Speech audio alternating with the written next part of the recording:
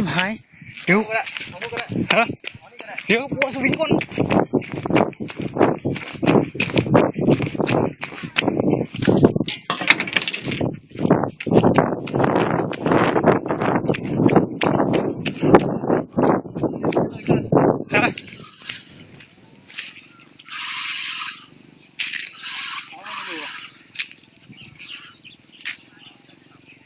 ดูว่าจะใหญ่เ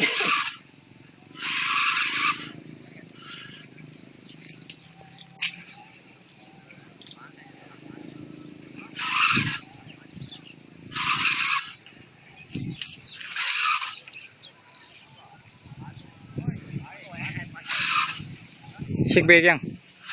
ไปซ้าย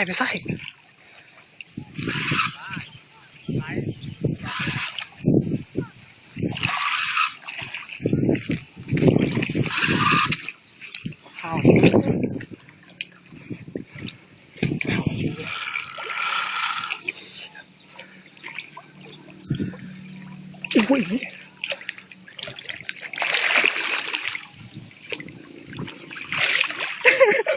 อันหัวเอ้ยข้าววิ่งตลอดขั้น